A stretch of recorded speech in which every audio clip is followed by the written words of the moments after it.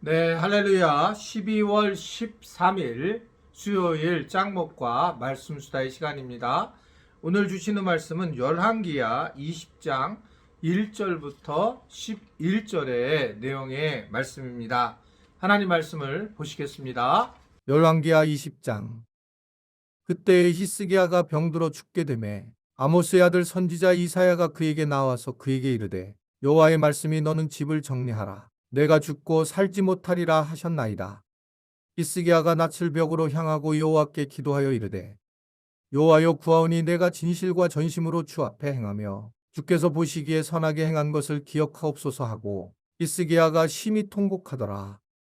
이사야가 성읍 가운데까지도 이르기 전에 여호와의 말씀이 그에게 임하여 이르시되 너는 돌아가서 내 백성의 주권자 히스기야에게 이르기를 왕의 조상 다윗의 하나님 여호와의 말씀이 내가 내 기도를 들었고 내 눈물을 보았노라. 내가 너를 낫게 하리니 내가 3일 만에 여호와의 성전에 올라가겠고 내가 내 날에 15년을 더할 것이며 내가 너와 이 성을 아수르 왕의 손에서 구원하고 내가 나를 위하고 또 내 종 다윗을 위함으로 이 성을 보호하리라 하셨다 하라 하셨더라. 이사야가 이르되 무화과 반죽을 가져오라 하매 무리가 가져다가 그 상처에 놓으니 나으니라. 히스기야가 이사야에게 이르되 여호와께서 나를 낫게 하시고 3일 만에 여호와의 성전에 올라가게 하실 무슨 징표가 있나이까 하니 이사야가 이르되 여호와께서 하신 말씀을 응하게 하실 일에 대하여 여호와께로부터 왕에게 한 징표가 이 말이이다. 내 그림자가 10도를 나아갈 것이니이까 혹 10도를 물러갈 것이니이까 하니 히스기야가 대답하되 그림자가 10도를 나아가기는 쉬우니 그리할 것이 아니라 10도가 뒤로 물러갈 것이니이다 하니라. 선지자 이사야가 여호와께 간구하매 아하스의 해시계 위에 나아갔던 해 그림자를 10도 뒤로 물러가게 하셨더라. 예, 하나님은 이제 선지자 이사야를 통해서 히스기야가 이제 병을 들게 되었고 또 병을 이겨내지 못할 거라는 것을 이제 말씀을 하게 됩니다. 결국 히스기야는 정말 믿음이 좋았고 하나님에게 합당한 왕이었음에도 불구하고 이런 일을 당할 때에 그는 오늘 말씀을 보면 낯을 벽으로 향하고 하나님께 울부짖으며 기도했다라고 그렇게 말씀을 하고 있습니다. 많은 사람들이 병이 들었을 때에 히스기야를 떠올리곤 해요. 그래서 히스기야처럼 하나님께 기도하고 하나님을 의지하면서 하나님 주시는 그러한 은혜를 경험하려고 할 때가 많이 있습니다. 사실은 오늘 히스기야가 병이 낫는다라는 쪽보다 오늘 그가 벽을 향하여 기도했다라는 것에 더 관심을 갖게 됩니다. 이것은 뭘 의미하고 있냐면 그는 왕이기 때문에 의지할 것들이 굉장히 많았어요. 그리고 하나님께서 크게 복을 주셨기 때문에 왕권을 강화시켰습니다. 그런데 그가 자꾸 어떻게 보면 다른 것들을 의지할 수 있는 상황이었기 때문에 하나님께서 그를 하나님께 바라보도록 이러한 고난을 허락했던 것이 아닌가라는 생각을 하게 됩니다. 아마 히스기야도 굉장히 영적으로 뛰어난 왕이었기 때문에 그는 하나님의 뜻을 알고 이사야 선지자의 말을 듣고 벽을 향해서 아주 단호히 하나님만을 바라보는 기도를 하고 있는 것을 볼 수가 있습니다. 목회를 하면서도 저도 굉장히 많이 느낀 부분이었는데 이건 참 이런 얘기하기는 좀 어려운데 그래도 이제 이해를 해주시면 좋을 것 같습니다. 사실은 이제 목회를 하면서 목회자가 자기를 먼저 생각해서 뭔가 챙겨놓고 그리고 이제 목양을 하게 됐을 때에 사실은 그랬을 때 목회 성공률이 굉장히 낮다라는 것들을 제가 제 주변을 보면서 느끼게 됩니다. 저 사람은 굉장히 공부도 많이 하고 관계도 좋고 또 생각도 좋은데 왜 교회에 이렇게 사람들이 오지 않고 그리고 결국은 교회를 접는가? 라고 본다면 다 그렇지는 않지만 가장 커다란 문제 중에 하나가 목회자가 자기 것들을 미리 챙기는 과정을 겪게 됐을 때에 정말 그런 모습을 보이는구나 라는 생각을 하게 돼요.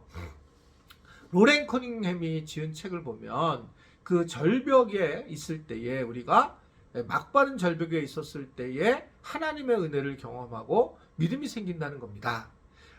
절벽이 없이 내가 뭔가 의지할 때가 있게 되면 하나님을 부르지 않는다는 거죠. 그 유명한 얘기 있잖아요.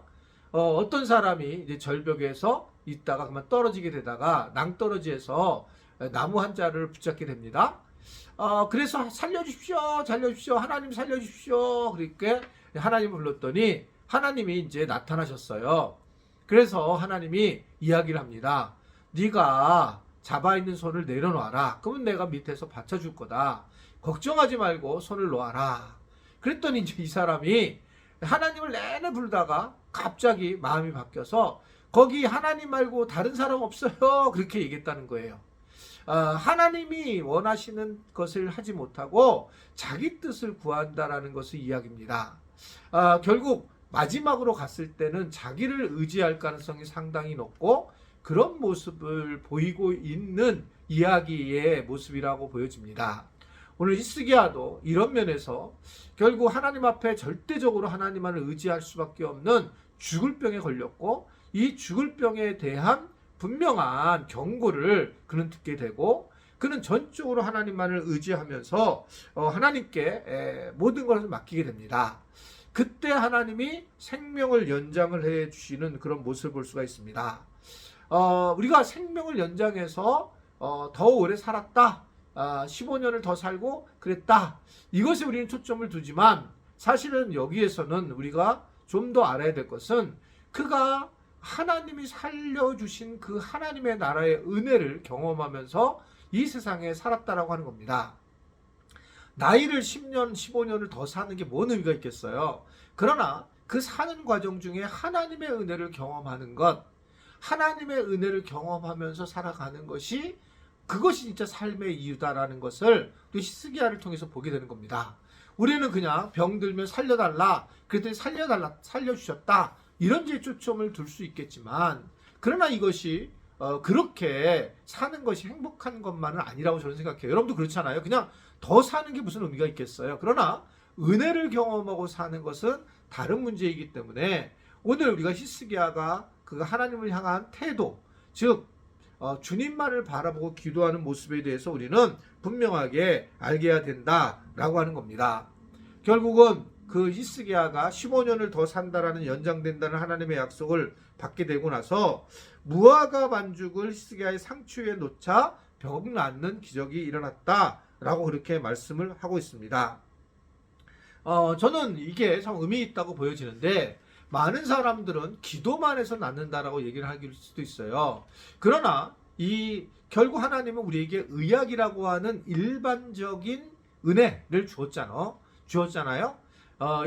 일반적인 은혜. 그래서 이제 우리가 병원에 가서 하나님께서 만들어 놓은 방식의 의료를 통해서 우리가 또 회복이 되는 것은 당연히 있을 수 있는 일이고 또 때로는 그런 것이 없지만 특별한 은혜로 병이 히스기야처럼 나을 수도 있는데 히스기야는 하나님께서 이 두 가지를 다 사용했던 겁니다.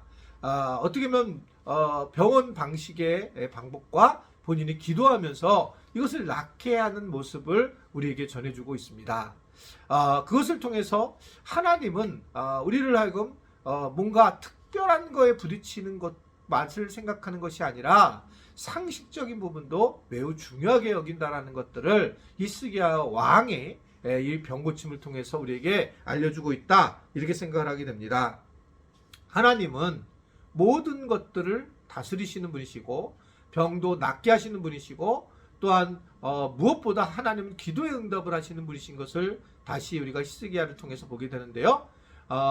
우리의 지체들도 12월은 좀 더 기도하는 그런 시간을 갖고 곳곳에서 기도하는 그런 마음, 또 기도를 하나님 앞에 기도로 영광을 돌리는 그런 시간을 갖는 우리 모든 지체들이 될 수 있게 되기를 주님의 이름으로 부탁을 드립니다. 기도하겠습니다.